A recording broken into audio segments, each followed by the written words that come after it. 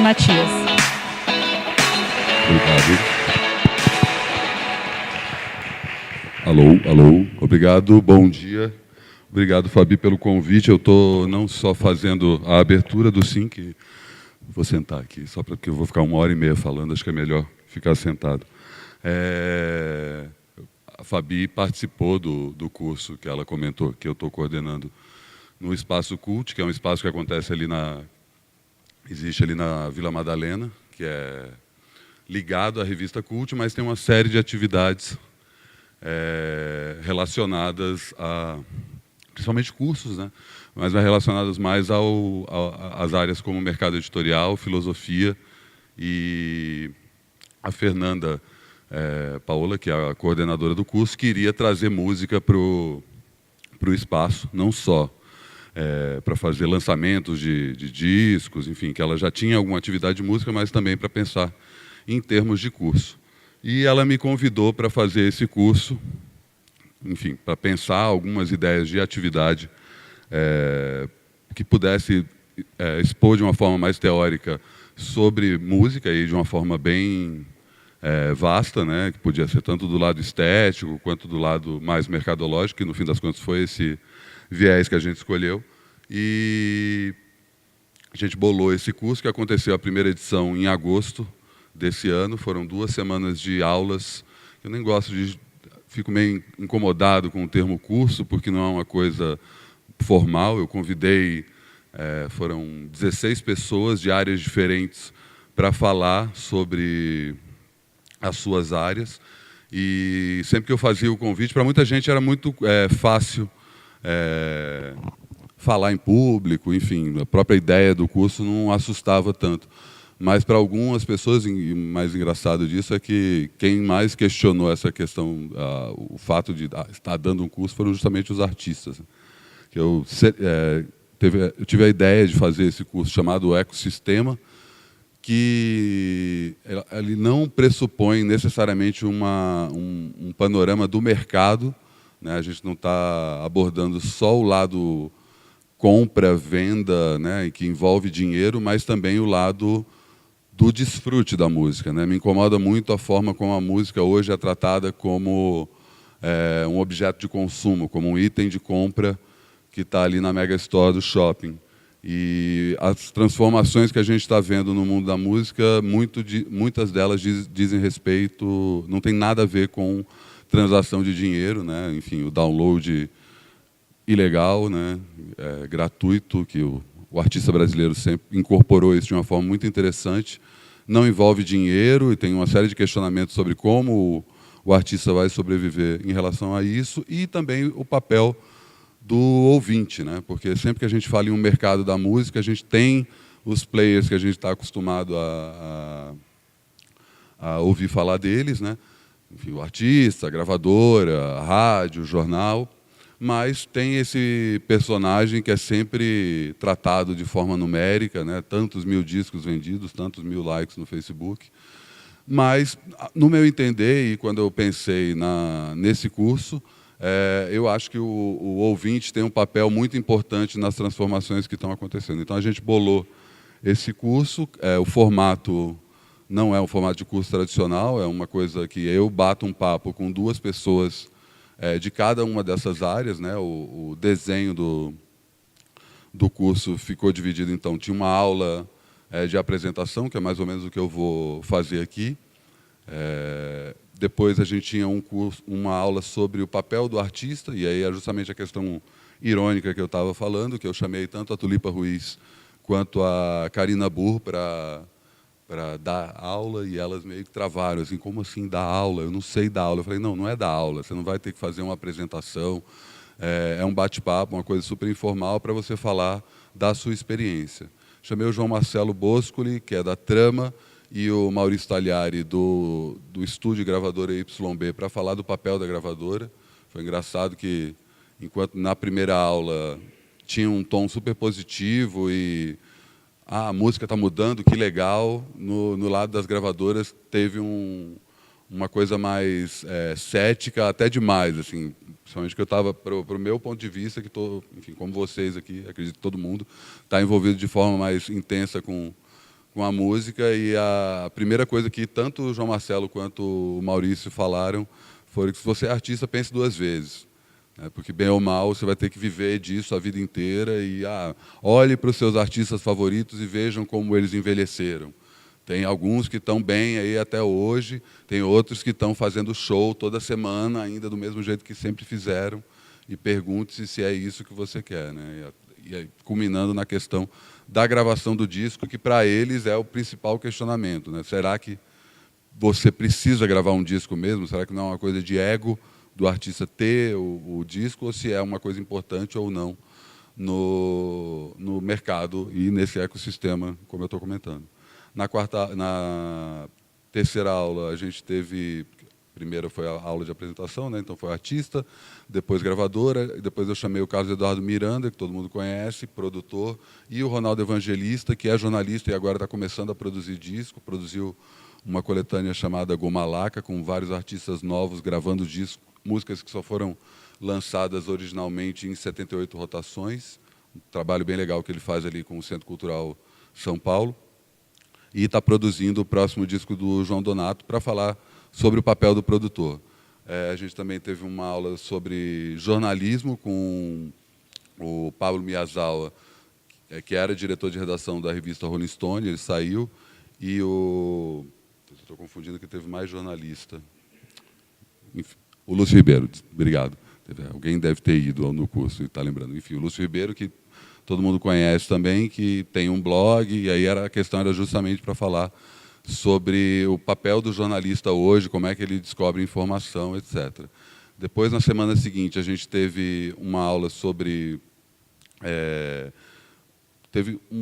foi a aula que concluiu, na verdade, foi sobre o papel do ouvinte, com o Ricardo Alexandre e o André Forastieri, dois jornalistas, para falar de como o papel do ouvinte tem mudado. A gente também teve tanto o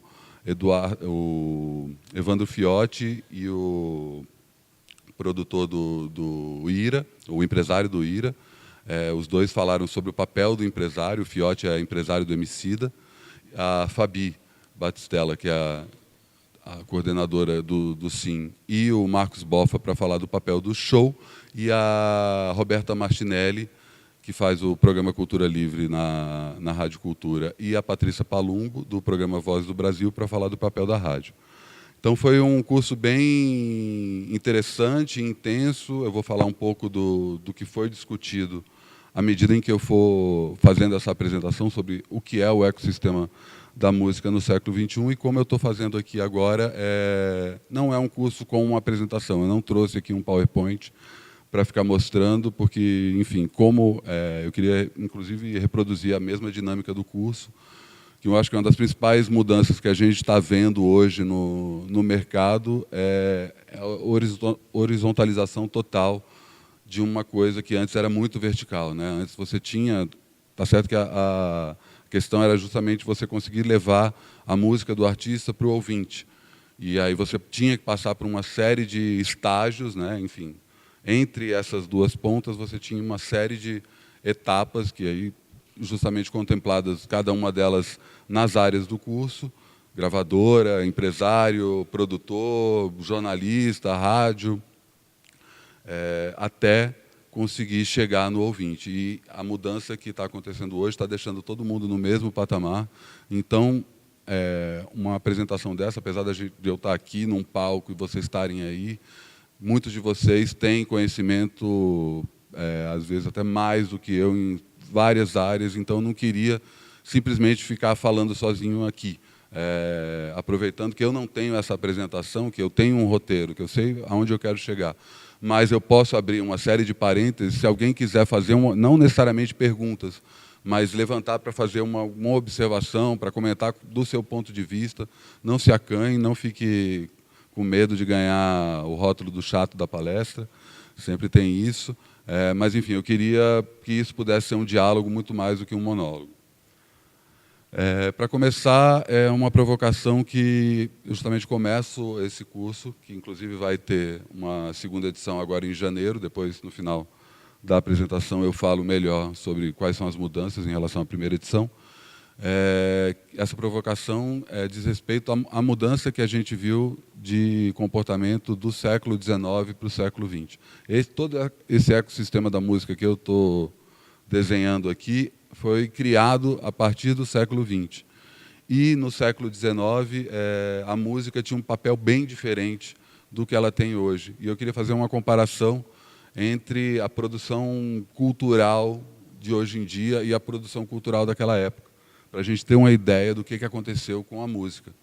Eu queria que alguns de vocês pudessem chutar qual que é por mais que já deixo de cara dizendo aqui que não é música, mas qual que é a principal atividade cultural produzida hoje em dia, né? Enfim, vocês têm ideia, tipo, de qual que é a maior modalidade, a modalidade mais praticada por pessoas no mundo todo hoje? Não estou ouvindo. Tirar foto é uma das possibilidades. Mas isso tende a não só tirar foto, como fazer vídeo, né? Eu acho que a gente está desenvolvendo aí uma transformação estética que diz respeito justamente a esse ponto que, enfim, todo mundo pode ser artista e produzir fotos e vídeos está caminhando nesse sentido. Mas é a dança. Todo mundo dança. Mais do que todo mundo tem celular, né? Se for pensar aí, é uma atividade cultural que ultrapassa fronteiras e que sobrevive independente das transformações tecnológicas. Mais do que o teatro, que também é uma atividade milenar, a dança também é igualmente milenar, mas não sofreu tanto quanto o teatro ou o livro, que é uma outra atividade que a gente tem há muito tempo, mas é muito mais restrita, porque muito menos gente sabe ler e escrever do que sabe dançar. A música no século XIX era mais ou menos parecida com a dança hoje em dia. Todo mundo tocava música em casa, sabe? Era muito comum você ter uma pessoa na família que soubesse tocar algum instrumento. Principalmente levando em conta que era uma sociedade muito aquém da sociedade que a gente está caminhando hoje em dia, né, em questão principalmente na questão da igualdade de gêneros. Então, a mulher não podia ir para a universidade, a mulher não podia ter um emprego. A função da mulher era cuidar da casa e o lazer que a mulher podia desenvolver era justamente tocar um instrumento. Todo mundo... a música era uma aula dada no currículo, as pessoas sabiam ler partitura como todo mundo sabe ler. Isso foi se perdendo com o tempo, basicamente por conta de uma grande revolução tecnológica, tão grande quanto a que a gente está vivendo hoje, mas a que a gente está vivendo hoje parece ser mais intensa, porque ela acontece de uma forma mais rápida, que foi o início dos registros, né? Não estou falando só da gravação de música, mas também da gravação de vídeo, início do cinema, também da fotografia. É interessante abrir aqui um parêntese para a fotografia, que quando a fotografia apareceu, no final do século XIX, em vários países ao mesmo tempo, é interessante observar que nesse momento aí do século XIX, quando surgem essas tecnologias de gravação, elas aparecem em vários lugares ao mesmo tempo. Há uma espécie de zeitgeist em relação a esse tipo de produção. Você tem vários pais da fotografia, vários pais do fonógrafo, vários pais do cinema, como o próprio avião, que é mais ou menos da mesma época, mas isso já estava na cabeça das pessoas que era possível, graças a uma tecnologia que foi desenvolvida, principalmente a partir da Revolução Industrial, registrar o momento. E quando apareceu a fotografia, a primeira acusação em relação a essa nova tecnologia, uma coisa que a gente ouve muito hoje relacionada a várias outras novas tecnologias, enfim, eu sou jornalista, e mata-se o jornal pelo menos uma vez por ano, né? Sempre tem alguma coisa que vai matar o jornal, e eu acho que, enfim, não precisa nem matar o jornal. Acho que o jornal, do jeito que ele está hoje, se ele não se reinventar, ele vai morrer sozinho. Mas isso já acontecia no século XIX, que a fotografia vai matar o retratista.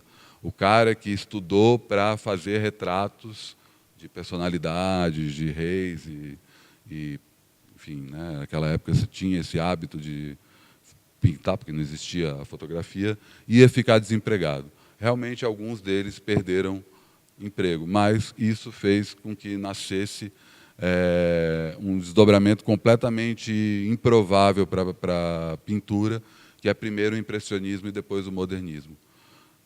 Pode ser que esses dois gêneros de pintura pudessem acontecer caso a fotografia não fosse inventada? Talvez. Mas a invenção da fotografia acelerou isso e fez com que o mundo da pintura mudasse do avesso. É mais ou menos o que a gente está vendo hoje. E como se movimentava o mundo da música naquela época? Como não tinha gravação, né? Então você não tinha um primeiro registro, seja de uma música, uma cantiga popular, seja de uma sinfonia, ela se movimentava por partituras, né? E questões como, que parecem questões do século XX ou do século XXI, como pirataria, como as questões dos direitos autorais, ou o próprio jabá, isso já acontecia no século XIX, voltado ao mercado de partituras. Era comum você ter um editor de partituras que pagasse a uma determinada loja para dar mais exposição para determinadas partituras, ou se alguém quisesse chegar procurando, eu quero saber qual que é uma música, enfim, para tocar em casa, e o cara indicar algumas coisas. Tinha o lado, enfim, que é um lado legal, né, de uma questão de, enfim, que a gente vê até hoje nas lojas de disco, né, que ainda existem aí, que o artista consegue negociar um espaço na vitrine ou um lugar melhor na prateleira. Isso também acontecia por baixo dos panos. Mas a diferença é que você não tinha a versão original. Então, e você não tinha também o espalhamento tão veloz como você tem hoje. Então, a música ela fazia sucesso local, né? Muito municipal. Quando ela conseguia fazer sucesso, ela ficava mais ou menos nas fronteiras do mesmo estado e muito raramente, às vezes movidas graças a grandes transformações históricas, conseguia ter um apelo mundial. Muito mais raramente, né, nacional, desculpa, muito mais raramente internacional. Mas já era comum naquela época você ter turnês de artistas vindo da Europa para os Estados Unidos, principalmente. Tinha o lado contrário, mas os artistas americanos que tocaram na Europa, nessa época, tinha muita coisa da valorização da cultura indígena, original daquele país. Então, não ia para esse lado das partituras, embora houvessem apresentações de câmara, de concertos de artistas e compositores nascidos no continente americano. E quando vinha um artista europeu para um país americano, seja nos Estados Unidos ou também no Brasil, uma atividade que era muito comum era isso: o empresário ou o produtor do artista descobria um pouco antes, fechava ali determinados shows em algumas cidades e descobria qual era a música que estava fazendo sucesso naquela cidade, pegava a partitura e levava para o músico, e o músico, como uma espécie de cumprimento à cidade, cantava a música que estava fazendo sucesso naquela cidade naquele momento. Não tinha rádio, não tinha TV, era uma época que, enfim, a música se espalhava por escrito. Mas, aos poucos, começou a se espalhar de uma forma gravada. Primeiro, como um simples registro, não tinha uma intenção mercadológica, né? Enfim, é clássica a primeira exibição de cinema dos irmãos Lumière, em que as pessoas saíram correndo da sala de cinema porque acharam que um trem estava chegando, né? O primeiro filme era um trem chegando da estação. E não era uma história, o primeiro filme dos irmãos Lumière, como os primeiros registros de áudio não eram músicas, não eram feitos para ser comercializados. O próprio telefone surge na tentativa de criar um fonógrafo. Depois o Alexander Graham Bell inventa uma forma de transmitir a voz, mas o que ele estava querendo descobrir era uma forma de como registrar o som. E até o meio do século XX, que é quando o mercado fonográfico consegue finalmente se estabelecer da forma como a gente entende hoje, o mercado de gravação de som não necessariamente era o mercado de artista, né? Enfim, outra história clássica é o primeiro registro do Elvis Presley, que, enfim, já tinha o empresário, né, o futuro empresário do Elvis Presley, era dono da Sun Records, que era uma gravadora, que ele falava para todo mundo que o dia que ele descobrisse um branco com a voz de negro, ele ganharia $1 milhão. E o tal branco com a voz de negro entrou na Sun Records não para gravar uma música para vender, ele queria gravar uma música para a mãe dele, era aniversário da mãe dele, ele queria, enfim, cantava para a mãe estava em outra cidade, ele queria gravar como a própria Sun Records fazia em relação à gravação em geral. Era muito comum você gravar um acetato de voz, contar como está sendo a sua vida e tal. Você não sabia escrever, enfim, a gente viu Central do Brasil, o filme, né, que tem toda aquela coisa das pessoas que escreviam cartas. Uma modalidade, antes da indústria fonográfica começar a ir para o lado mais da comercialização dos fonogramas, das músicas, etc., era justamente a veiculação, o registro de cartas pessoais, né, gravadas. E o Elvis gravou o primeiro registro dele como uma música que ele fez para a mãe dele. Ele só tem um acetato dessa primeira versão e ficou gravada na Sun Records, que era uma gravadora tanto de música quanto de voz, e a secretária da Sun Records mostrou para o futuro empresário do Elvis, enfim, o resto é história. Mas voltando aí para o final do século XIX, você tem esse primeiro momento em que a gravação é meramente um registro do que está acontecendo. Não há intenção artística, não há uma gravação conceitual. E isso começa a mudar a partir do momento em que as pessoas percebem que eu posso gravar uma orquestra, eu posso gravar um quarteto de cordas. Isso começou principalmente por conta da música erudita, mas é bom lembrar também que naquela época você não tinha distinção, a distinção tão abrupta que a gente tem hoje entre música erudita e música popular.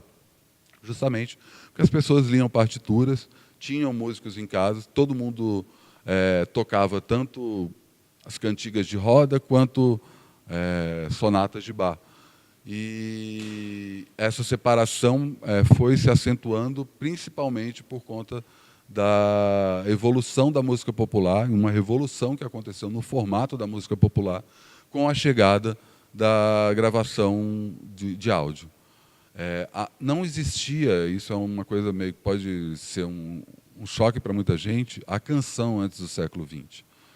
A música como a gente conhece hoje, né, a faixa nova do fulano, a música nova do ciclano, que é uma introdução, a estrofe, o refrão, depois uma outra estrofe, o refrão de novo, algum solo de instrumento, o refrão de novo, a estrofe de novo e uma conclusão, né, resumindo grosseiramente, esse é o formato da canção.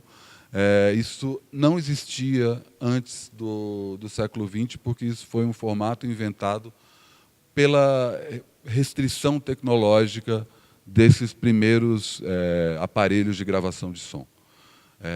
Você pode voltar aí na Idade Média, que você tinha os bardos, e os bardos tinham, sim, odes, que às vezes seguiam esse formato de canção, mas não necessariamente isso estava restrito a tantos minutos, né? A própria poesia tem uma série de formatos que, se você for ler em voz alta, você tem uma duração que pode chegar a um tempo de uma canção, mas não envolvia música, né? Era um formato falado.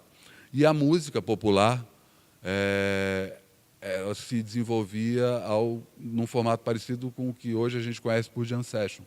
As pessoas se reuniam em saraus ou em grandes festas populares, cantavam músicas ininterruptamente. Não tinha a hora que começa uma música e termina outra. Por isso que a gente tem essa impressão que todas as músicas antigas são parecidas, porque às vezes elas eram a mesma. E aí, na hora em que alguém começou a separar uma parte para virar um tipo de música, ou separar a outra para virar outra, elas foram virando canções. Por que isso aconteceu? Você tinha quando começou a questão da gravação de disco, você tinha essa restrição de tempo de gravação. Então, as primeiras tentativas foram com músicas de origem erudita, né, de origem clássica, mas elas quase sempre ultrapassavam os 3 ou 4 minutos que os primeiros formatos de áudio gravado permitiam.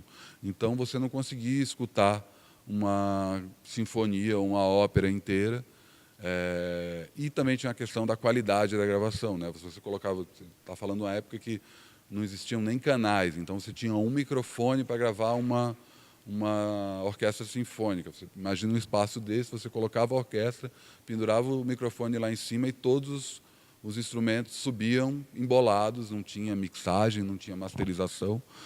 Tinha é claro que, enfim, como o som gravado era uma coisa muito nova, tinha um deslumbramento, né, com o fato de você poder ouvir uma orquestra apertando um botão. Mas você tinha que virar ao lado do disco, às vezes ouvir vários discos para conseguir terminar aí uma sinfonia, o que frustrava a audição. E fez os primeiros gravadores a pensar que se não seria o caso de inventar um formato que pudesse se encaixar nessa limitação de tempo desses primeiros fonogramas. E assim foi surgindo a canção. E aí você tem um primeiro momento que é pegar o artista popular e jogar o cara no estúdio. Luiz Gonzaga, Robert Johnson, os primeiros nomes tanto do blues, do forró, Jackson do pandeiro, samba, pelo telefone, que é o primeiro registro fonográfico no Brasil, é um samba. Eram artistas que estavam acostumados a tocar nesses saraus de 5 ou 6 horas noite adentro e que não sabiam a autoria das próprias músicas. Enfim, clássicas são entrevistas do Dorival Caymmi, em que ele conta que a música tal, que hoje todo mundo conhece como sendo a música do Dorival, era cantada pela avó dele, né? O João Donato cita muito uma referência do próprio Dorival Caymmi quando ele toca Cala a Boca Menino, que era uma música que a avó do João Donato, do Dorival Caymmi, cantava para ele. Então era uma coisa que nem foi a própria avó do Dorival que compôs. E quem foi que compôs? Eram composições coletivas. Mas na hora em que o artista estava ali no estúdio para gravar, perguntavam de quem é essa música. Não sei. Ah, então é sua. E aí você tem os primeiros grandes nomes da canção registrando músicas, e aí não tem uma má fé, né? Porque é um momento em que não se sabia nem não se pensava em futuro do mercado, né? Até cabe um parêntese engraçado que o jornal Guardian fez uma matéria há umas 2 semanas falando das 10 principais revoluções dos últimos 1000 anos.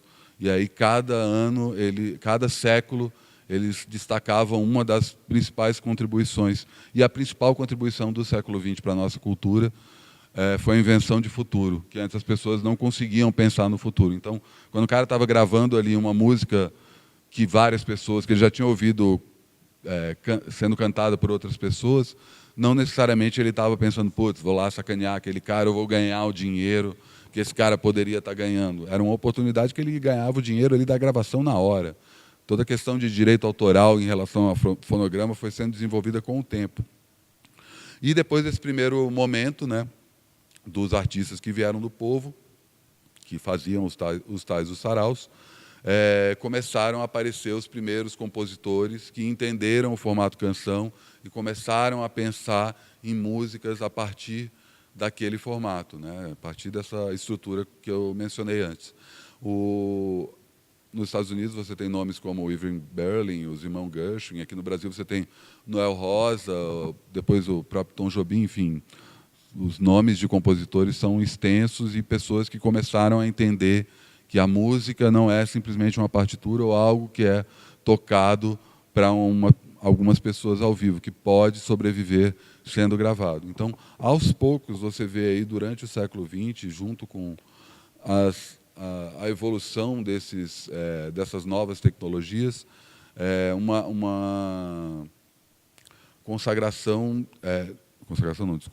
uma construção desse tal ecossistema da música no século XX. Então, do mesmo jeito que você tem aí um início de comercialização do som gravado, você tem um início de comercialização da carreira do artista a partir do som gravado. Então, já há uma ruptura muito grande que eu quero ouvir algo que seja parecido com aquele disco que eu tenho em casa, e não seguindo a estrutura da partitura, o que, quando o jazz, e aqui no Brasil o choro, estouram transcende a gravação original, né? Vai para o improviso, vai para a jam session e cria uma nova relação do público com a música, né? Não é mais aquela coisa que está super quadradinha, que tem começo, meio e fim, está roteirizada, e sim algo que o artista pode improvisar no meio do caminho. Ao mesmo tempo, você tem a ascensão do rádio.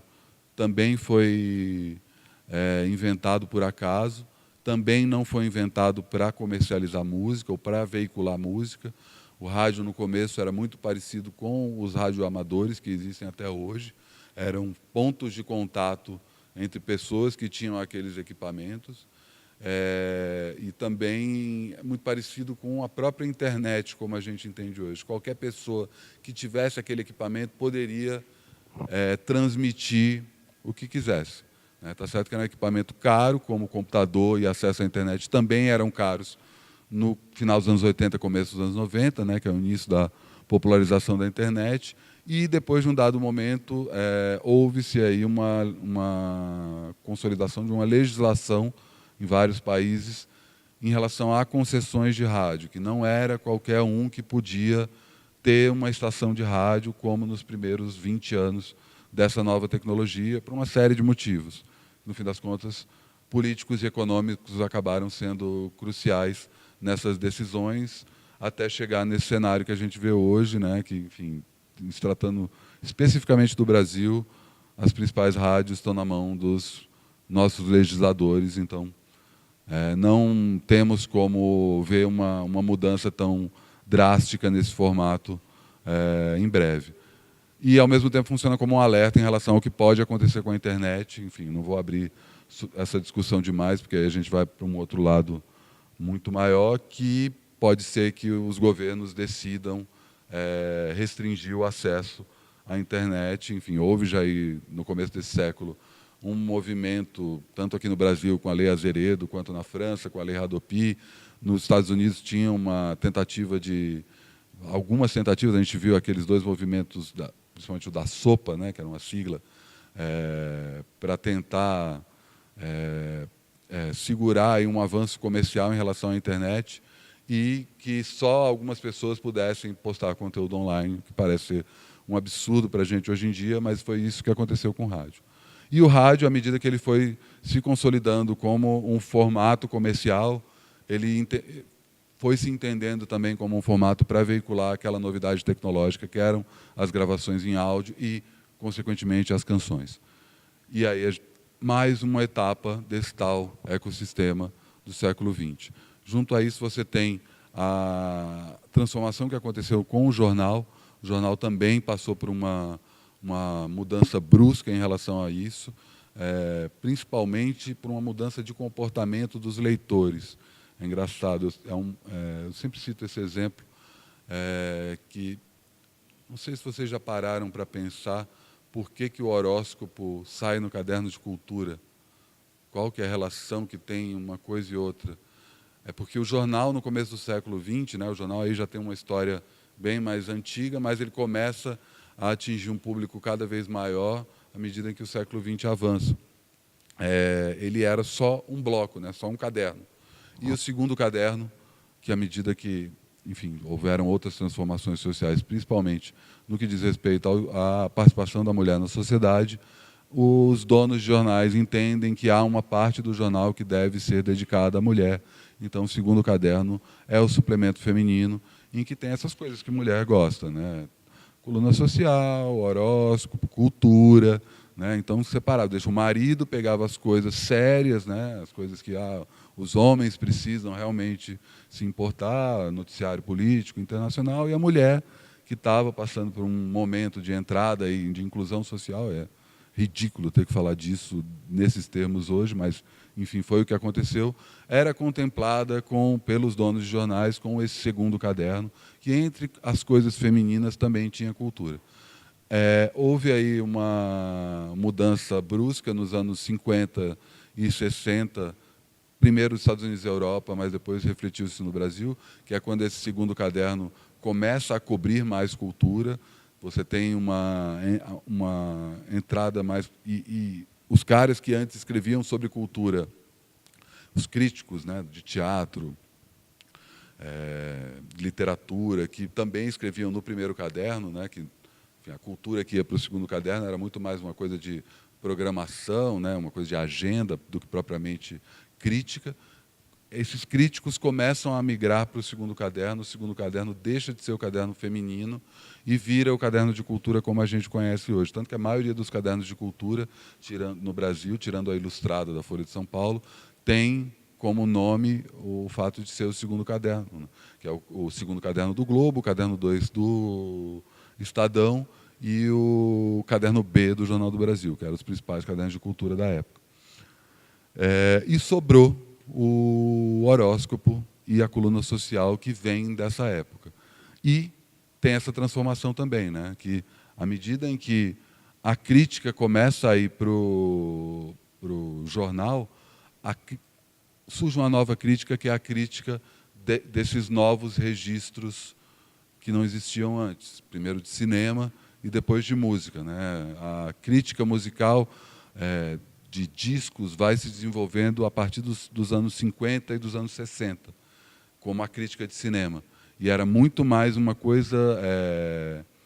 não tinha... Claro que aí, se for analisar países e veículos específicos, você tem, às vezes, um cara que era meio que um pioneiro na crítica de cinema numa determinada cidade, mas era muito mais uma necessidade de registrar os lançamentos e os filmes que estão saindo, ou os discos que estão sendo colocados à venda, que na época eram mais fáceis de serem quantificados, e passar isso para o leitor.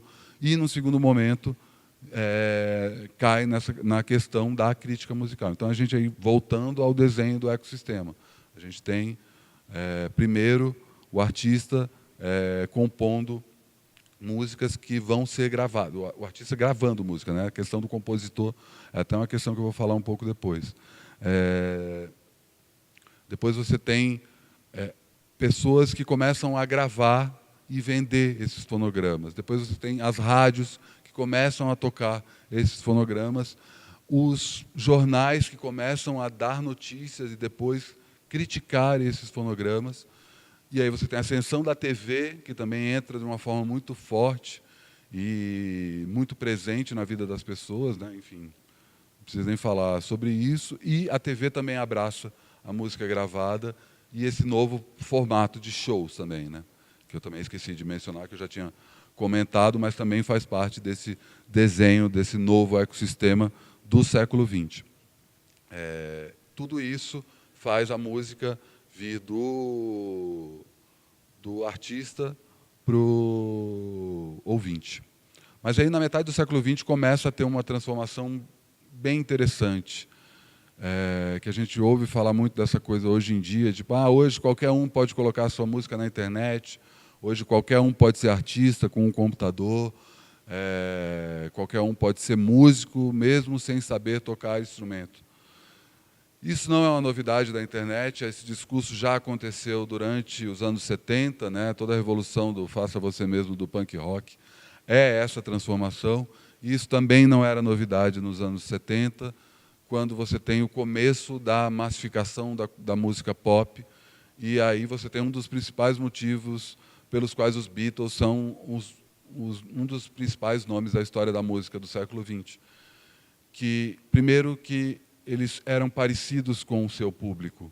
Eles não tinham uma distância de ídolo, por mais que eles se tornassem ídolos, o fator de identificação deles com o público era muito mais pessoal do que propriamente musical.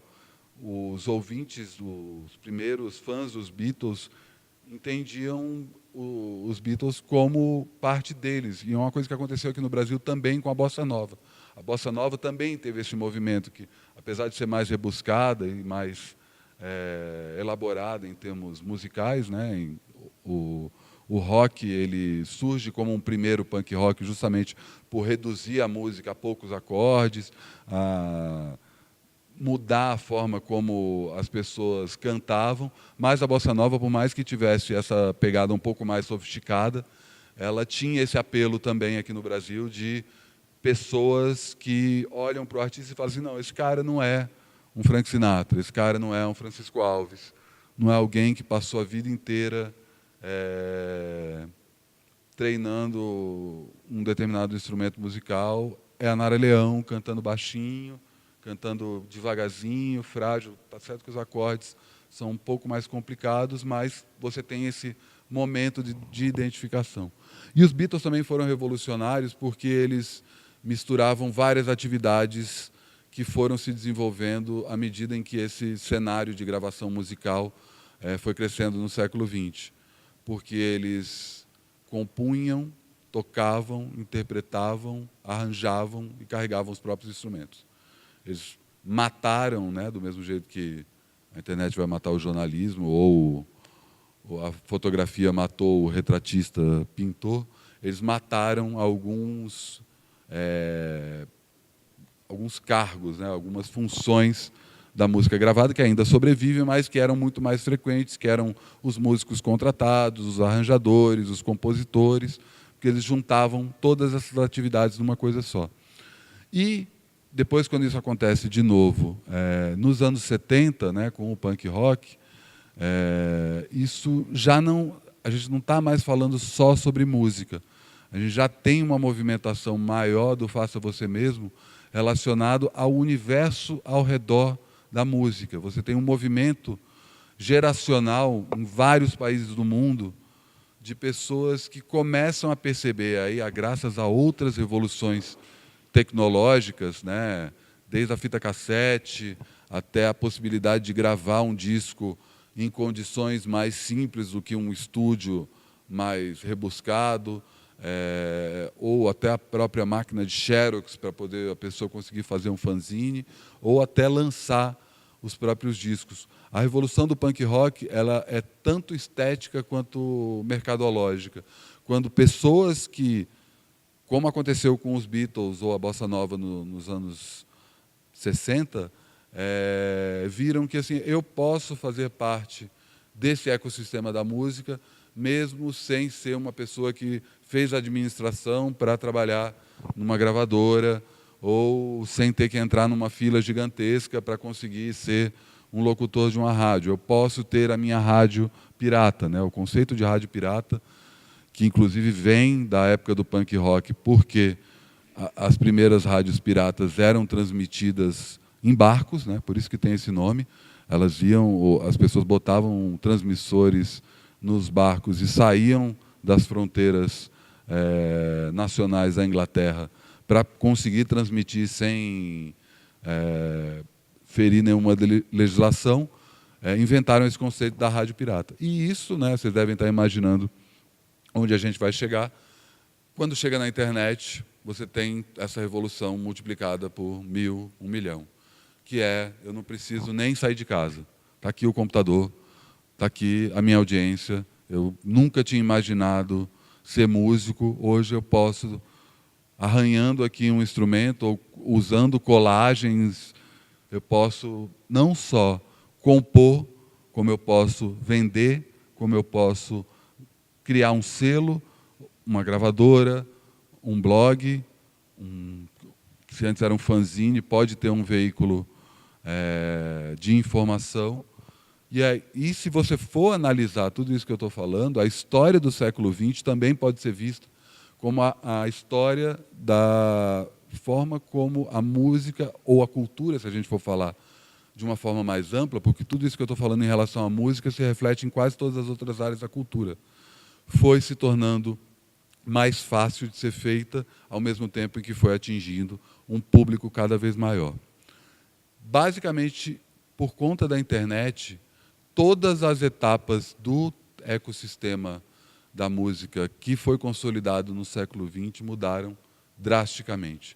Basicamente, porque se antes você tinha todos eles entre o músico e o ouvinte, esse contato agora é direto. O músico fala direto com o ouvinte, mas isso não quer dizer que todas as pessoas que estão nesse meio tempo, nesse meio entre um e outro, foram descartadas, porque essas pessoas também falam com o ouvinte, também falam com o músico e falam entre si. Então a gente está num momento, como eu falei no início, de total horizontalização desse mercado. Eu nem acho que o termo mercado seja o melhor termo para designar isso. Como eu proponho, é um ecossistema, né? Enfim, o termo ecossistema diz respeito à cadeia que envolve aí tanto animais quanto vegetais e minerais dentro de uma determinada área geográfica, e o ecossistema da música no século XXI transcende todas essas barreiras, barreiras de gênero, barreiras de formato, e cria novas possibilidades, algumas delas, provavelmente as maiores delas, a gente ainda nem começou a ver. Porque acho que o principal questionamento que a gente tem nesse momento que a gente está passando agora, que eu acredito que seja a infância de um novo mundo da música, o mundo da cultura nesse novo século, existe só o artista? O artista só, por si só, ainda faz sentido? Se todo mundo é um artista, todo mundo deixa de ser consumidor? Existe o consumidor de música? Todas essas transformações estão acontecendo agora. Muitos de vocês são ouvintes, músicos, comercializam música, tem uma rede de contatos imensa, tem um monte de amigos no Facebook, ou leitores no blog, ou ouvintes do seu trabalho, seja ele um programa de rádio online, um programa numa rádio tradicional, ou a sua própria produção musical. E, voltando aí ao curso, né, que eu estava falando, foi bem interessante. Algumas histórias vocês já devem ter ouvido, mas ver que essas transformações estão sendo aceitas de uma forma muito positiva por esses agentes. É claro que tem gente que está reclamando, né? Enfim, a gente já passou aí de um momento, eu advogo muito isso, de parar de falar sobre crise. A gente já teve um momento mais drástico em relação à crise da indústria musical, que não é propriamente uma crise da música, e sim uma crise da indústria fonográfica. E a questão que a gente está vivendo hoje é que é uma terra de oportunidades para quem se dispõe a encará-las. Então foi engraçado ver exemplos, como por exemplo a Tulipa. Ela contou que ela foi vender o primeiro disco dela, foi na gravadora, negociou, fez um acordo, a YB, que também é um estúdio, então foi uma coisa meio tipo, a gente cede aqui horas de gravação e a gente tem uma participação no disco, mas para colocar o disco na loja, ela foi falar com algumas distribuidoras e viu que ela tinha que pagar, não lembro do número exatamente, mas é como se fosse R$ 3,75 por disco distribuído, sendo que cada disco que fosse vendido, ela teria 25 centavos de retorno para ela. E ela achou um absurdo, né? Por mais que possa parecer pouco dinheiro, ela estava pagando para poder ter um retorno muito menor do que o retorno que ela teria, então ela foi para uma solução radical. Ela criou um e-mail chamado discodatulipa@gmail e falou para todo mundo, nos shows, em redes sociais, onde ela dava entrevista, onde eu acho o seu disco? Também tem essa questão, né? Um artista, quando é pequeno, ele não consegue estar nas principais lojas de disco, né? A gente está falando aqui de São Paulo, então a gente tem uma oferta maior, né? Tanto de lojas quanto de discos sendo vendidos, mas você sai um pouquinho aqui, anda 100 quilômetros para qualquer lugar, esse número cai bastante e fica mais difícil você ter acesso a essas obras físicas. Então ela preferiu abdicar de ter uma distribuidora e vendeu o primeiro disco dela por e-mail. As pessoas mandavam e-mail, pediam para comprar, e ela vendia um a um. Assim, ela vendeu 17 mil discos, que é um número muito alto hoje em dia, e é um número alto, inclusive, para o mercado fonográfico. É o mesmo número que o primeiro disco do Mundo Livre vendeu, é o mesmo número que o primeiro disco do Caetano Veloso vendeu. Talvez até mais. Acho que os dois, tanto o Mundo Livre quanto o Caetano Veloso, nos seus primeiros discos, não venderam 15 mil discos, e a Tulipa, por e-mail, vendeu 17 mil. Isso quer dizer que ela vai vender por e-mail todos os discos? Não. O segundo disco dela, ela contratou uma distribuidora, mas aí ela já era uma artista já com um nome maior, que as pessoas procuravam pelo disco, então houve uma nova negociação, não é uma negociação de que uma distribuidora teria com uma artista iniciante, e ao mesmo tempo ela entendeu como funciona o mercado de distribuição. E ao mesmo tempo teve um feedback direto com o público não imaginava, achava demais o fato da própria artista tá falando. Tem uma pergunta aqui, finalmente. O disco vendeu qual é o trabalho do próprio artista? Porque como a Tulipa, tem vários outros artistas fazendo isso, mas não vendem nem 1000 discos. Eu acho que há algo aí além da questão de... Eu acho que assim, isso eu estava deixando para falar mais para o final, mas eu acho que já dá para adiantar, que qual que é a principal transformação que a gente está vendo hoje em relação ao mercado. Se antes existiam 3 ou 4 formas de atingir o público ou fazer sucesso, hoje cada artista tem que descobrir o seu jeito. A gente viu aí o movimento do Radiohead, que em 2007 colocou um disco para download gratuito e virou para o público e falou: paguem o que quiser. Todo mundo foi pego de surpresa. Como assim? Se eu quiser, posso baixar de graça? Pode baixar de graça.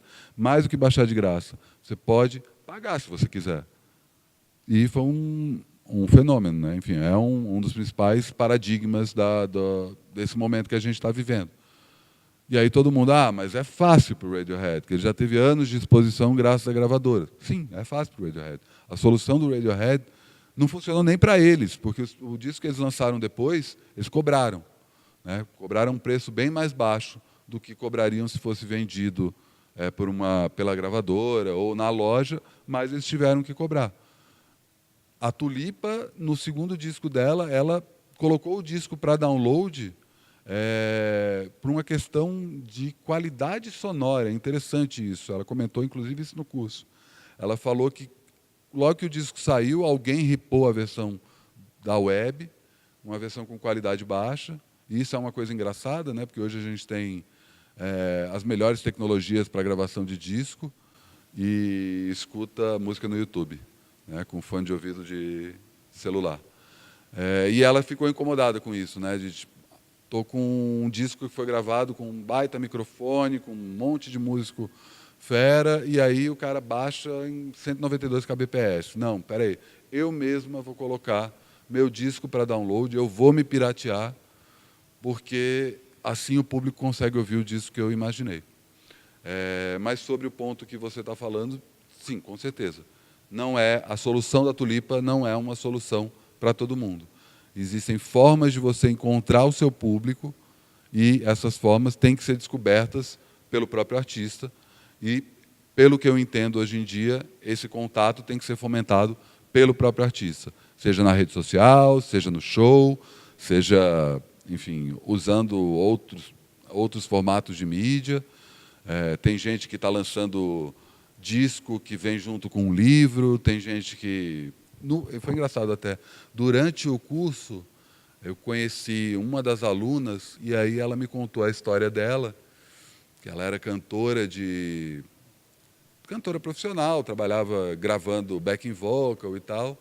E aí, à medida em que houve a crise da indústria fonográfica no final do século passado, ela viu aí as fontes de renda dela diminuírem, né? Cada vez menos gente contratava, e ela pensou, putz, e agora o que eu vou fazer? Culminou isso com o mesmo momento em que ela ficou grávida, teve um filho, o marido dela também era músico, e os dois começaram a se preocupar com a qualidade da educação musical que o filho dela teria.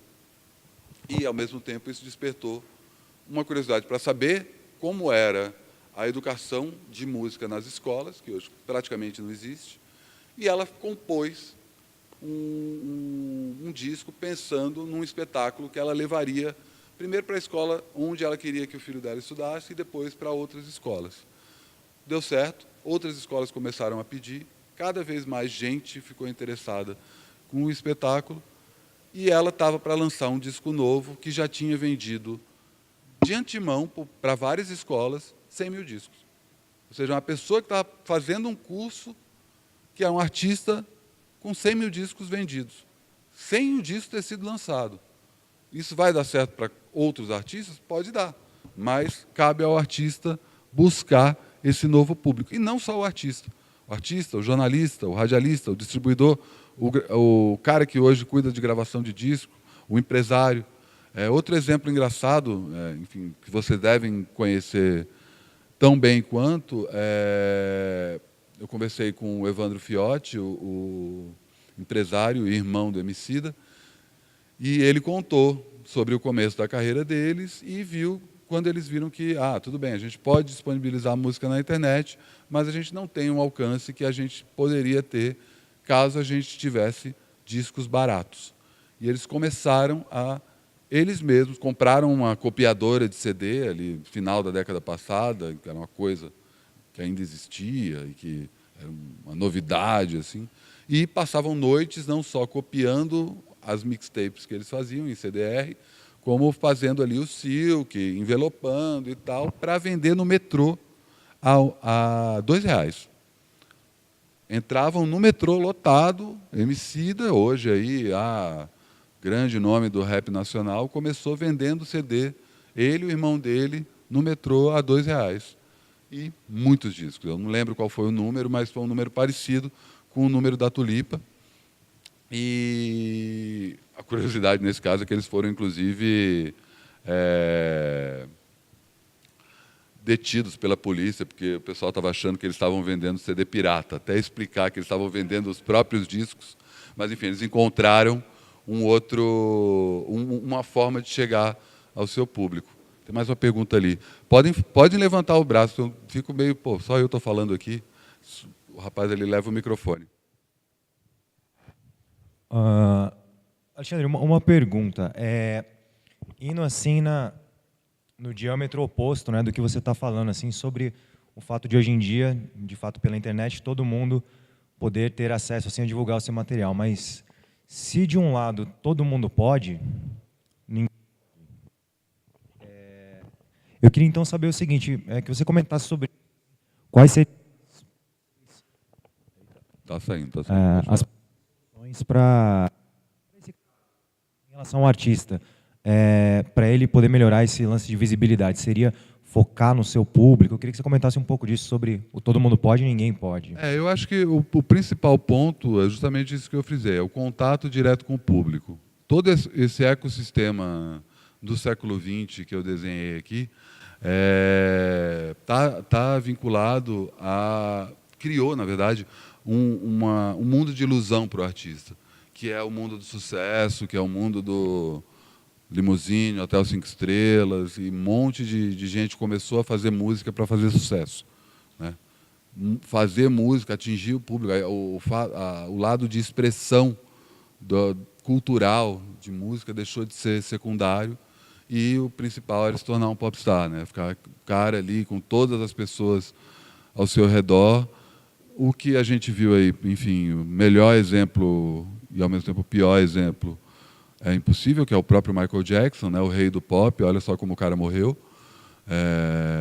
Não só morreu de um jeito horroroso, mas vivendo uma vida completamente alien e completamente endividado, né? Ninguém fala disso, mas a gente só lembra dos grandes artistas nos momentos de fama.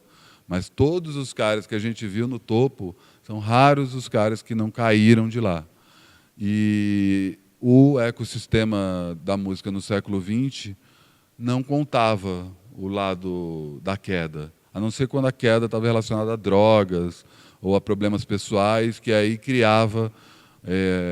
fomentava esse lado excêntrico do artista. E o que a gente viu nesse primeiro momento da crise da indústria fonográfica e nesse momento de oportunidade de uma criação de um novo ecossistema hoje em dia, é o fato, como eu estava explicando em relação à Tulipa com a distribuição.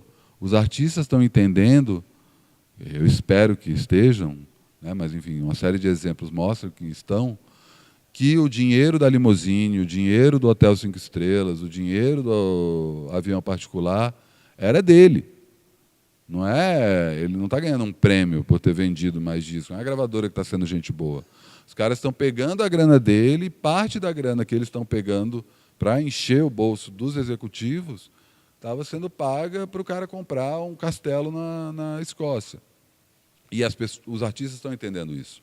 Estão entendendo tipo, o que é fonograma, o que é o direito autoral, quanto fica para o Spotify, quanto fica quando eu toco no rádio, faz sentido tocar na rádio, é melhor atingir o público, sei lá, o Autoramas hoje, que é uma banda que todo mundo conhece. Durante muito tempo ganhava mais dinheiro vendendo camiseta do que vendendo CD. É uma questão que eu falo com vários artistas. Por que você ainda grava CD, sendo que boa parte do seu trabalho se coloca online? Os caras falam, porque é assim que os festivais vão me ouvir, é assim que o Sesc pede. Então, você tem aí um momento de gravação de CD que já não é aquela coisa de atingir o público, é para atingir alguns termômetros, para aí depois atingir o público. De novo, eu não acho que tem uma solução tão clara para isso, mas, com certeza, conseguir um público, cativar um público e trabalhar diretamente com ele é fundamental. Queria que você falasse um pouquinho mais da questão do CD, que a imprensa, durante anos, praguejou que o CD tinha acabado, mas eles não escreviam nenhuma matéria se você não tivesse um CD prensado. E, enfim, para tocar num Sesc, para existir, as pessoas ainda precisam prensar 1000 pedaços de plástico, sendo que se pragueja que ele não existe mais.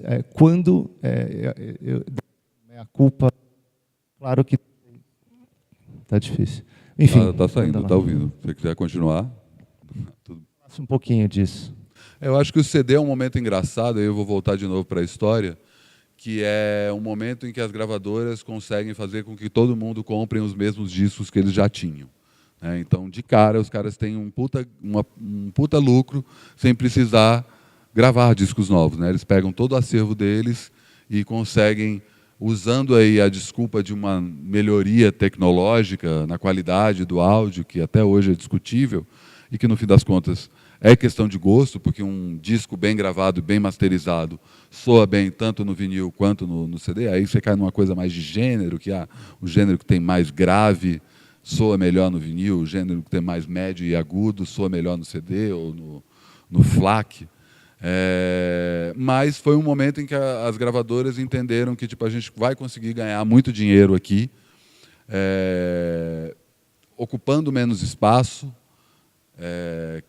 transportando menos, a gente resolve uma série de problemas de logística que o vinil quebra mais fácil, enfim, o CD não era a mídia que quebra, o que quebrava era a caixinha, dava para vender do mesmo jeito, e as pessoas têm que comprar todas as coleções deles de novo. Foi um tiro no pé, e isso foi dito até por gente de gravadora na época, porque a pirataria tradicional, a venda de discos falsificados, ela não existia naquela época como ela é hoje. Se você pegasse um vinil e quisesse duplicar, ele necessariamente sairia com a qualidade sonora muito mais baixa do que o disco original. E um executivo, se não me engano, um cara da EMI falou, nos anos 80, falou assim, cara, vocês estão dando as masters. Saca? Essa é a maior burrada que vocês podem fazer.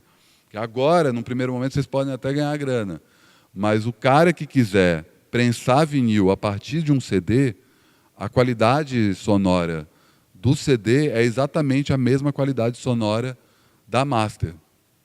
Então, a gente teve aí esse momento, primeiro de uma pirataria de vinil e depois de uma pirataria de CD, que, no fim das contas, mostrou que a crise na indústria fonográfica é mais administrativa do que propriamente ligada à internet. Mas, em relação a isso que você está falando, da imprensa ter praguejado sobre o fim do CD, é fato que o CD vende cada vez menos, isso é indiscutível.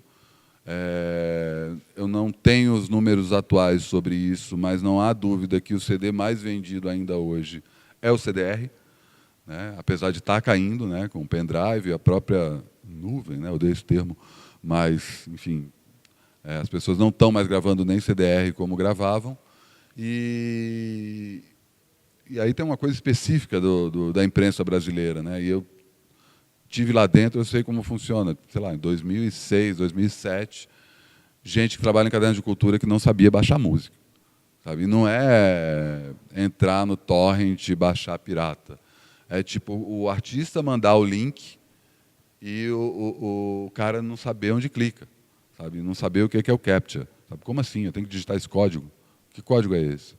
Ao mesmo tempo, tem uma certa arrogância do jornalista de querer ter para a sua coleção. E que isso vai de encontro com o link do SoundCloud. Eu não vou ficar escutando música na internet.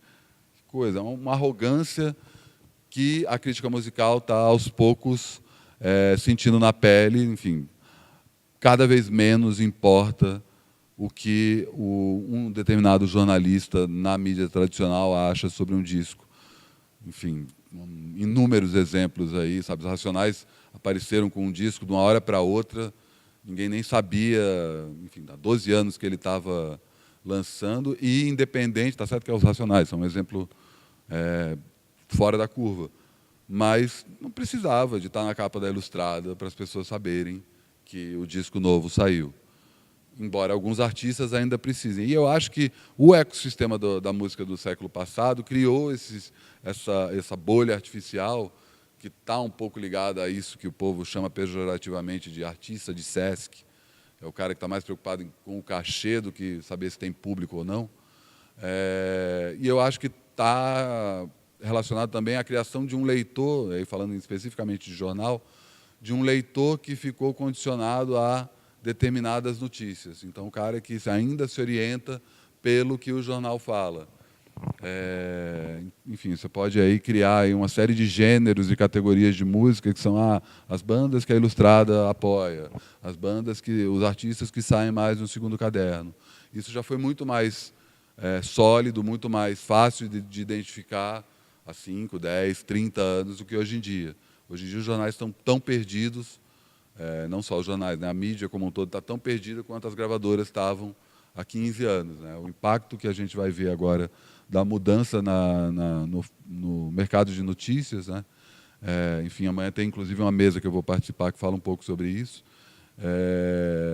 Está começando a acontecer agora, hein? Eu acho bem legal que no Brasil a gente já tem uma série de exemplos de startups de notícias, né? Tem a agência pública, sei lá, a Ponte, o Fluxo, que era do Bruno Torturra, que era do Mídia Ninja, o próprio Mídia Ninja ainda existe, e esses caras estão todos cobrindo, não necessariamente cultura, mas cobrindo notícias e mostrando para o público, do mesmo jeito que o artista há 15 anos não precisa da gravadora, o público não precisa dos grandes nomes da imprensa para ficar informado.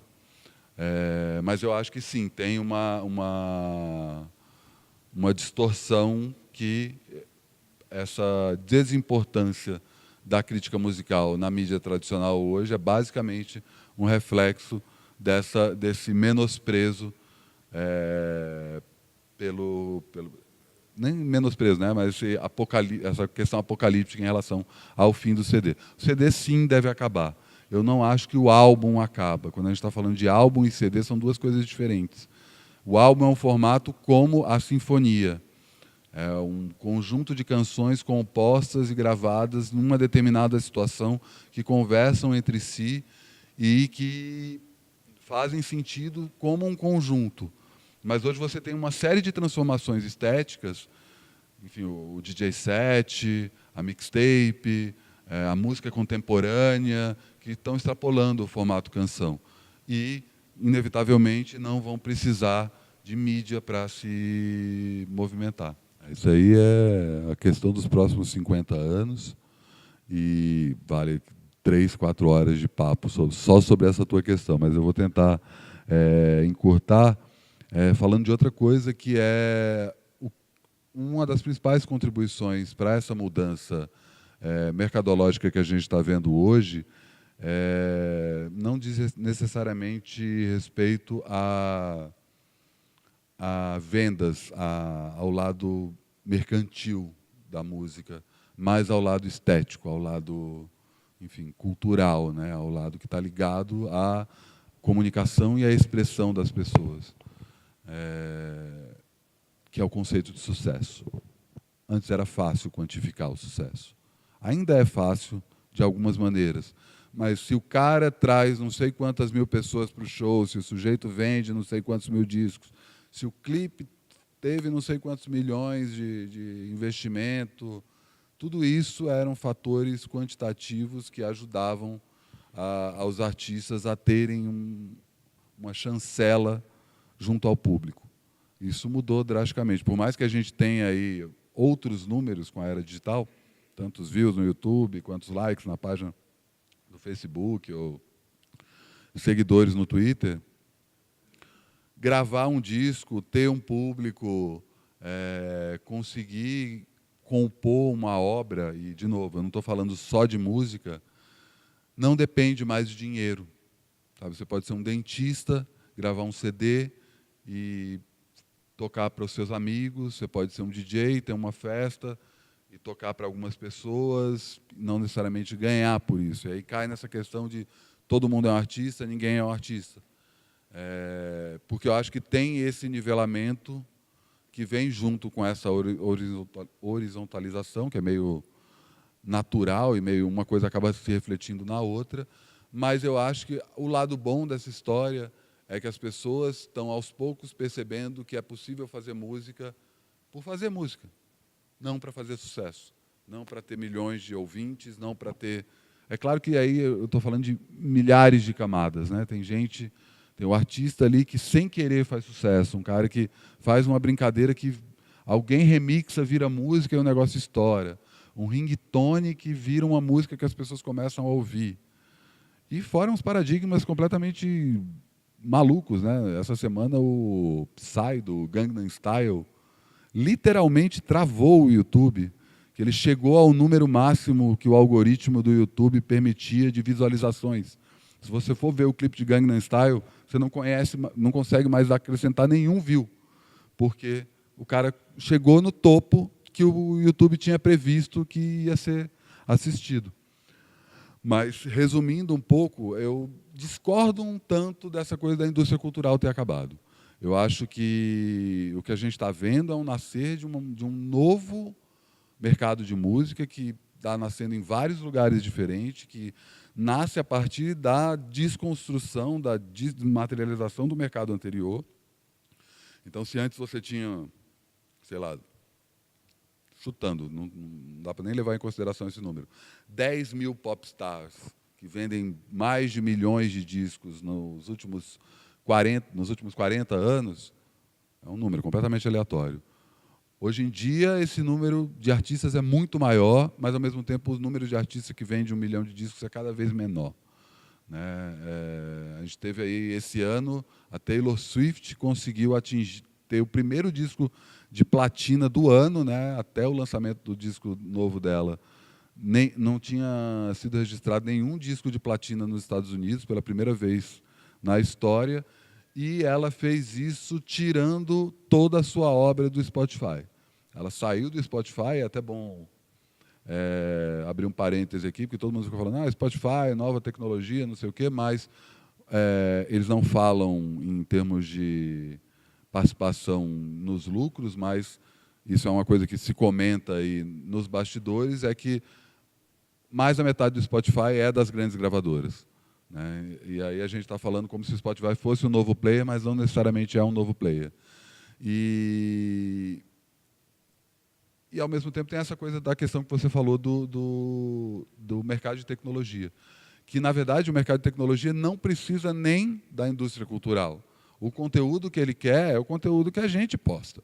Né? Que, enfim, fulano discutindo sobre política, gente postando foto de viagem, gente tirando foto em museu. Isso é o conteúdo desses caras. Mas são players novíssimos. Né? O Facebook tem 10 anos. O Google tem 15 anos.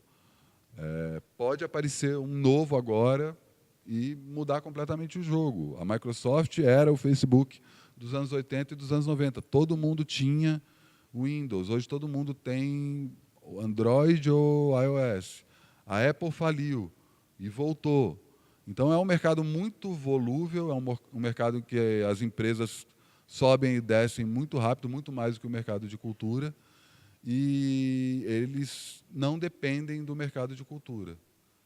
Eu acho que há um mercado de cultura que sobrevive, inclusive, fora da internet. E aí tem uma série de exemplos, né, que fogem completamente dos cadernos de cultura e dos SESCs.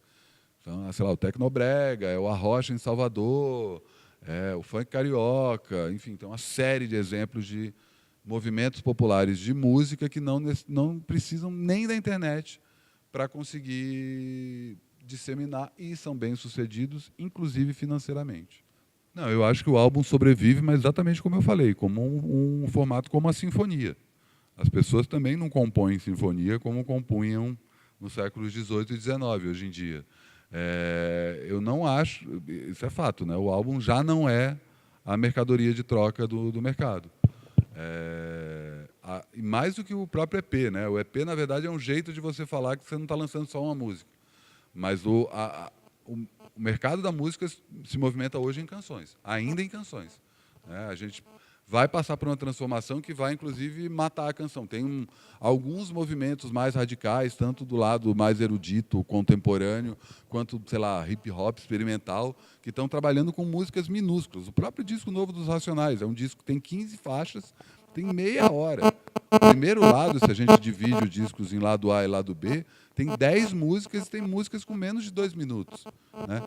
E aí, inclusive, até cai na especulação, tem muita gente falando que o disco que eles lançaram pelo Google Play não é o disco, né? É só um teaser do disco, e que o disco seria um disco que seria lançado em vinil. Mesmo porque as músicas curtinhas que estão no começo desse disco, se você for procurar no YouTube, elas existem na íntegra. Mas no disco eles colocaram só o trechinho. Acho que interessante essa tua observação, mas eu acho que não é nem o EP. Eu acho que o EP ainda é um formato vinculado. Sim, mas eu acho que tem uma transformação ainda maior, que é o teaser.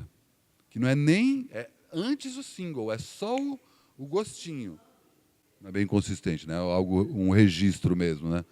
Isso é engraçado porque eu acredito que essa transformação vai ser bem brusca, que a gente vai ver, que é justamente porque, no fim das contas, o formato canção é a consolidação da repetição, né? E o mercado de música sobrevive basicamente com a repetição. Você vai lá e toca a mesma música 1000 vezes, sabe? As pessoas não se ligam, mas as músicas que tocam no rádio são jingles delas mesmas. São querendo convencer a pessoa a comprar, seja o show, seja o disco, ou baixar a música num sistema de download, ou assinar um Spotify da vida. E eu acho que tem um movimento forte vindo, que é de improvisação. Que é você ir num show e você nem saber o que vai acontecer. E o cara começar a cantar músicas que você não vai saber. E num outro show ele vai cantar outras músicas. Isso já acontece, historicamente, sempre houve. Mas a tendência, porque as pessoas querem coisas novas. Eu acho que a gente está passando por uma transformação também do público, que do mesmo jeito que tem um monte de coisa saindo ao mesmo tempo, tem um monte de coisa igual, né? A sensação que a gente tem, sei lá, seja zapeando vídeo no YouTube, seja folheando o jornal, ou escolhendo o filme que a gente vai ver no fim de semana, é que é tudo meio igual, né? Isso não é uma coisa só para a gente que trabalha com música, ou com cultura, mas o público já está percebendo isso, e sempre que aparece uma coisa que foge um pouco, as pessoas tendem a ir com mais sede ao pote. Mas, de novo, né, são várias camadas que acontecem ao mesmo tempo, várias épocas que acontecem ao mesmo tempo. E quando a gente está falando de Brasil, a gente ainda está falando ainda de um país que não sabe ler, que está passando por, sei lá, a gente está vivendo o século XX, e o XXI e o XIX ao mesmo tempo. Mas, com certeza, o álbum tende a ficar mais restrito. Eu não sei, eu acho que o rádio está passando por uma transformação bem grande. É engraçado, eu descobri outro dia que... outro dia não, no próprio curso, a Patrícia Palumbo comentou isso, que o rádio no carro não é mensurado na audiência. Então, quando a gente vê as rádios mais ouvidas, são as rádios que são escutadas em casa. E é engraçado, né? Porque o lugar que as pessoas mais escutam rádio é no trânsito, né? Seja no carro, seja no metrô, no ônibus, e o cara sintoniza no celular. Isso não é mensurado. A gente vai ver vai ter um choque bem grande no ano que vem, com a entrada de um instituto chamado GfK, um instituto alemão de pesquisa, uma espécie de Ibope europeu, que entendeu que o Brasil só tem um instituto de pesquisa grande, que é o Ibope, e vai entrar para tentar, pelo que tem se comentado aí nos bastidores, fazer cair a máscara do Ibope. E a gente deve ter algumas surpresas, principalmente em relação à TV aberta, que diz que hoje a TV aberta quase não é... A TV fechada é mais assistida do que a TV aberta. E que a Globo já não é líder em vários horários. Isso é uma coisa que se comenta aí nos bastidores. E isso vai acontecer com a rádio. E, sei lá, já tem uma transformação que não tem nada a ver diretamente com música, mas indiretamente tem, que as fábricas de carro já não estão fabricando carros sem CD player e com entrada USB. Primeiro, para carregar o celular, mas segundo, para você transformar o teu celular num rádio, né? Você escutar as músicas que estão no teu celular. E a minha principal dúvida em relação a esse futuro do rádio é quando as pessoas vão começar a sintonizar rádio online. E aí você tem uma coisa que, tipo, sei lá, o Porta dos Fundos, que foi um mega sucesso da internet, em vídeo, e você tem uma série de outros sucessos, talvez não tão grande, mas que gente que consegue pagar as próprias contas só no YouTube, que são pessoas completamente desconhecidas na TV, isso também vai acontecer no rádio. E isso também vai... Eu não discordo de você, eu acho que o mercado ainda vai trabalhar com hit por um bom tempo, do mesmo jeito que jornal de papel ainda vai existir por um bom tempo. Pelo menos até o tempo em que as pessoas que cresceram lendo jornal de papel e se acostumaram a ouvir hits viverem, né? Então, a gente tem pelo menos aí uns 30 anos de sobrevida para o jornal de papel e para o hit. Pode ser que daqui a 30 anos...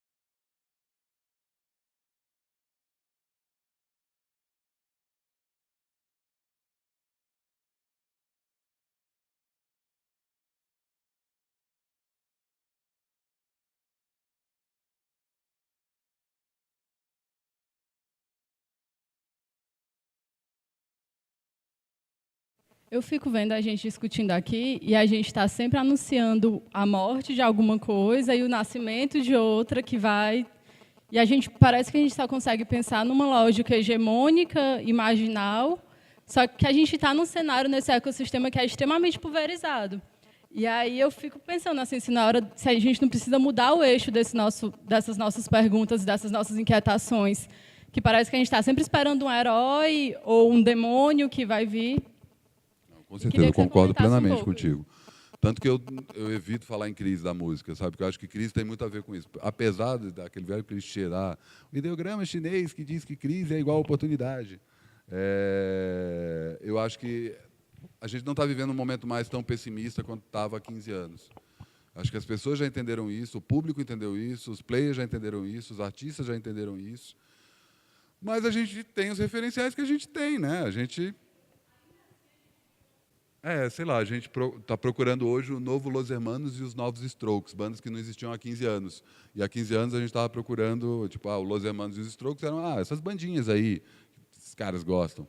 E hoje são parâmetros estabelecidos do sucesso na indústria fonográfica, inventaram formatos. O cara é filho de um dono de uma agência de modelo, os outros foram bem nascidos no Rio de Janeiro e tiveram a esperteza de se colocar. O Camelo é jornalista, ele começou fazendo fanzine. Eu tenho, inclusive, um fanzine dele entrevistando o Chico Science. E ele sabia exatamente em que calos pisar para conseguir aparecer e onde que... sabia da importância de tocar no Abril Pro Rock, por exemplo, que foi onde os Los Hermanos começaram a ter um público maior. Eu discordo de você no sentido do que você está falando de... concordo que não vai ter tanta gente vendendo milhões de discos, essa não é mais o nosso rumo, nem vai ter milhões de views no YouTube, a gente ainda vive parâmetros antigos, mas eu discordo quanto ao sucesso internacional. Eu acho que você pode ter 1000 ouvintes e não necessariamente esses 1000 ouvintes estarem no mesmo país, na mesma cidade, né? Você pode ter, sim, sucesso internacional e muita gente consegue, inclusive, tocar no exterior graças a um pequeno sucesso internacional. De novo, o Autoramas é isso, foi isso que aconteceu com Sepultura, o Cansei de Ser Sexy foi isso. Tiveram algumas pessoas que ajudaram, mas a rede de contatos com o exterior foi super importante para que eles conseguissem ir para fora. Hoje você não precisa nem mandar o disco, né? O cara consegue ouvir online. Mas eu concordo com essa tua observação. Eu acho que a gente ainda está batendo em teclas antigas, mas, por outro lado, eu sou mais otimista. Eu acho que, aos poucos, as pessoas estão mudando. Porque não é uma transformação só em relação à música. É uma transformação comportamental. É uma transformação que diz respeito aos termos de uso do Facebook, a forma como a gente usa o celular, sabe? Tem a ver com o fato da internet estar no celular, sabe? A gente tinha uma coisa há 10 anos, que esses caras da internet, o ativista de sofá. Hoje o ativista de sofá está na rua. Antes não dava para estar na rua, porque o cara não conseguia. Cara. O laptop pesava 5 quilos, não tinha Wi-Fi em tudo quanto é lugar. Hoje não, hoje você tem até 4G funcionando em São Paulo. Às vezes eu fico pensando, pô, que maravilha, eu vivo num mundo de ficção científica. E é mesmo, né? A gente conversa com videofone no celular, uma coisa que, tipo, quando tinha as primeiras conferências por vídeo na internet, ainda parecia uma coisa meio arcaica, e hoje é muito mais além do que os Jetsons sonharam. Não tem o carro voador ainda, mas eu nem sei se vai ter, nem é bom ter, né? Mas eu acho que sim, a gente está com os parâmetros antigos, e que bom saber que tem gente que está incomodada com isso. Eu acredito que muitas pessoas aqui e em outros lugares estão. Mais alguém? Eu queria fazer alguns comentários. Acho que o primeiro é a questão de você ter como objetivo, né, a música ou o sucesso, né, o hit. Eu acho que tem que ter um equilíbrio aí, né, porque se a gente fica só na música, assim, eu tenho visto muito isso não se torna sustentável, né, e aí você não consegue produzir mais música porque você precisa ter um outro emprego e cada vez mais exprimido, e você tem que pedir para tocar, e a gente vive numa realidade em que dificilmente você consegue um cachê garantido, é sempre na participação da bilheteria, e a responsabilidade de levar público é tua, quer dizer, nada disso ajuda. A segunda coisa é que eu concordo ali, que eu acho que o hit ainda é o determinante no sucesso, a gente precisa do hit e não tem jeito, não tem outra saída. E aí eu vou linkar isso com um terceiro assunto que está ligado à rádio, e que eu acho que vale muito observar, assim, eu tenho acompanhado muito isso, mais como observador e tentando entender, que é o mercado sertanejo. Eu acho que todo mundo deveria parar um pouquinho e olhar muito para o sertanejo, entender o que eles estão fazendo, porque eles são um modelo de sucesso, assim, é muito diferente de tudo que a gente vê de realidade na indústria da música do jeito que a gente conhece. E aí eu vou falar especificamente da rádio, né? Eu tenho experiência de ter parceria, assim, eu trabalho com algumas bandas e eu tenho a experiência de ter parceria de algumas rádios que divulgam todos os shows que a gente faz com os nossos artistas. E 20, 30, 40 chamadas de público. Neste sábado vai rolar... E o poder das rádios de levar público é quase nenhum, quase zero, assim. E você fala, cara, eu estou fazendo na principal rádio de pop rock, e não leva ninguém. Às vezes as próprias rádios fazem alguma festa, algum evento dela, e chamam algumas bandas e não vai ninguém. Então você fala assim, pô, quem escuta essa rádio? Então, só os funcionários e eu que estou querendo ouvir a chamada, né? E aí, quando você olha para o sertanejo, o que acontece é que, assim, parece que todo mundo sentou numa mesma mesa e falou assim, vamos construir esse mercado? Vamos construir essa realidade? Vamos. E o que acontece é que as próprias rádios entenderam que elas precisam construir o hit também dos novos artistas, e são todos artistas nacionais, porque se você é um artista novo, e aí eu combino com você que eu vou fazer você acontecer. E aí você fala, legal, então eu quero tocar todo dia, quero entrar várias vezes no dia, legal. Em troca você vai me dar 3 datas de show tua, beleza? Se eu estourar você, você vai levar muito público. Como eu tenho 3 datas de show tua, eu vou fazer 3 datas de show e a bilheteria toda é minha, da rádio. Todo mundo ganha. Eu, rádio, estou ganhando, você, artista, está ganhando, público está ganhando com música nova, com artista novo. E quando você vai para o pop rock, quando você vai para a música popular, o que acontece é diferente, né? As rádios estão preocupadas em tocar os hits internacionais. E aí isso não constrói nada. Então, quando você liga na 89, vou falar de 89 porque estou falando de pop rock, né? Mais especificamente de pop rock. A 89 toca basicamente música internacional, não tem espaço para o artista novo, né? Então, se ela está tocando o artista internacional, isso não está construindo nenhuma banda nova nacional, isso não está construindo nenhum público novo, porque quando a banda vem para cá, ela não precisa da rádio, né? Geralmente já existe essa atratividade, né, da banda internacional, porque tem os nichos, enfim, não tem casa com mais de 5 mil, né, com lotação de mais de 5 mil pessoas aqui, então você consegue lotar. Mas, quer dizer, essa realidade, né, que o sertanejo, a forma como eles trabalham, a forma como a gente entende, como a rádio entende o mercado, acho que também não ajuda nada, né? Então, acho que é só um comentário, assim, que eu olho para o sertanejo, eu olho para os empresários e para as rádios e para os produtores, para os contratantes, e você vê que a cadeia toda está se construindo e está se fortalecendo, e o que está acontecendo com o sertanejo agora é que é o seguinte, né, os grandes escritórios aí do Fernando Sorocaba e do Jorge Mateus, eles estão migrando pro pop rock, porque eles estão entendendo que 2015 é o ano da volta do pop rock, né? Então o line-up do show desses caras começa a ter os grandes sucessos de pop rock. Eu tenho um amigo que é sertanejo e um grande amigo meu, empresário dele, por isso que eu acompanho tanto. E o ponto alto do show desse cara, desse sertanejo, é quando ele toca Raimundos. E ele é sertanejo. E o que é o Fernando Sorocaba? É um pop rock com sanfona e 2 vozes. É isso, né? Então, assim, acho que a gente tem que olhar para isso, tem que entender isso, por mais que a gente não goste, tem aquela coisa de sertanejo, credo, sertanejo universitário, sertanojo, sei lá o quê.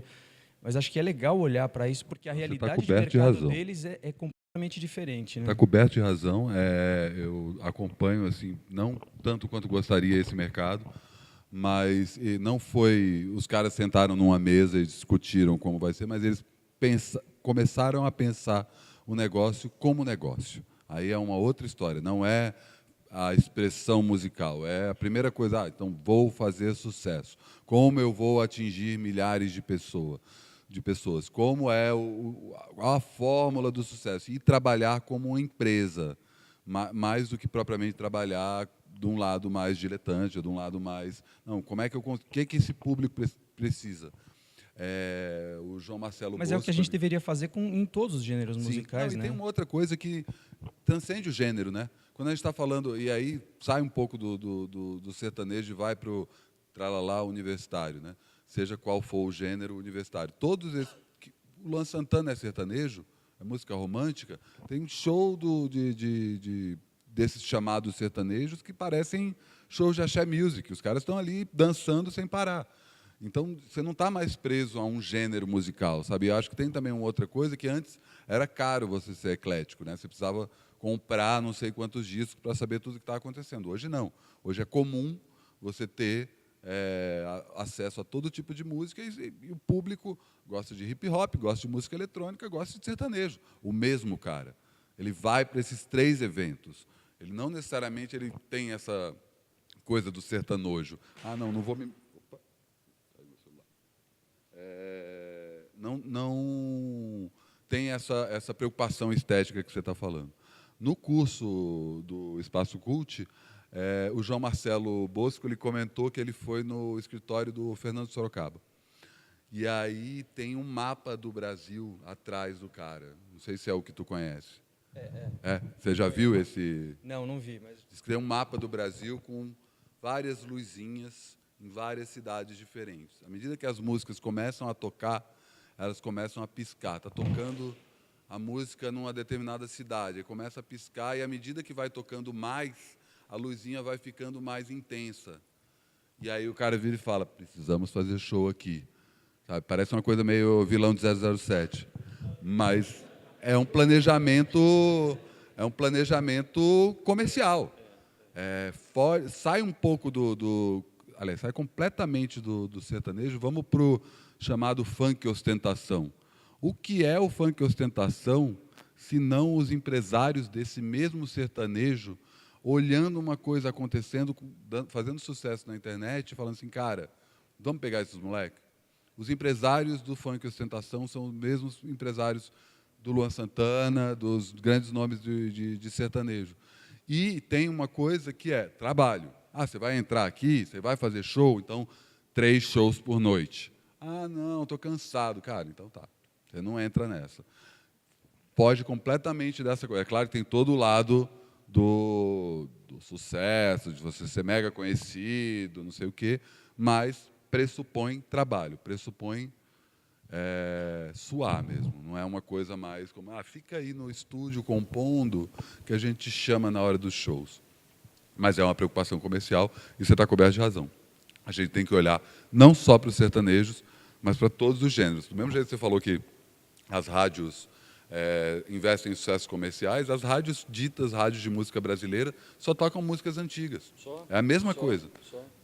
Há de se quebrar esse paradigma, acredito que em relação à rádio acontece junto com essa mudança para a internet. É uma esperança junto com a aposta. Mas, enfim, a gente tem que estar preparado para isso. A gente está com 10 minutinhos. Obrigado. Com relação à hit, primeiro a gente tem que... Eu costumo dizer o seguinte, música não é uma ciência exata. Tá? O que bate para um não vai bater para 100 ou vice-versa. E o segundo ponto, você exclui a música ruim. Pode falar. Oi. Exclui a música ruim, você vai ter ali qualquer coisa que, sendo massificado ou não em rádio, vai acabar virando hit. Tá? A segunda colocação que eu queria fazer era com relação a um conteúdo que havia no vinil e que hoje, com toda a gama dos canais de streaming, distribuição digital, você perdeu isso, que era a ficha técnica. Tá? Você comprava, na maioria das vezes, você comprava um vinil mais por um atrativo gráfico também, além da música, que era uma capa, coisa que no CD deixou de existir. E CD deixou de ter também uma ficha técnica. Uma coisa que você tem hoje no Spotify, por exemplo, você quer saber quem tocou o órgão tal, você quer saber que pedal foi usado na guitarra. Eu acho que o site acaba suprindo isso, né? A própria página do Facebook, você tem como colocar esse tipo de coisa, contas em redes sociais, enfim. Há outras formas de comunicação desse tipo de informação. Concordo que o ideal seria que tivesse em todos os lugares, né? Claro, claro. Gente, a gente está terminando aqui. Eu só queria encerrar falando do segundo curso que a gente vai fazer lá no Espaço Cult, que fica ali na Vila Madalena, como eu já falei, na Aspicuelta, número 99. O endereço é espacocult.com.br. A gente teve algumas alterações no curso dessa vez. Em vez de jornalismo, a gente tem uma apresentação sobre assessoria de imprensa. A gente também vai ter uma aula sobre streaming, que a gente vai ter representantes tanto do Napster quanto do Deezer. E também vai ter uma outra aula sobre a participação do poder público na produção cultural, para falar sobre edital. Quem quiser se inscrever, as inscrições já estão abertas, espacocult.com.br, e até o dia 20 de dezembro elas têm um desconto. O curso acontece nas 2 últimas semanas de janeiro do ano que vem. Como eu falei aqui, dava para a gente ficar falando horas ainda. Amanhã eu estou mediando 4 mesas aqui nesse mesmo Sim. Vou falar sobre jornalismo, assessoria de imprensa, rádio e com os novos artistas sobre esse novo mercado. Então, a gente ainda vai se esbarrar em outras oportunidades. Agradeço a paciência ao meu monólogo aqui e gostei das perguntas, das observações. Eu acho que é justamente disso que a gente está falando. Obrigado, boa tarde, bom Sim, São Paulo para todo mundo.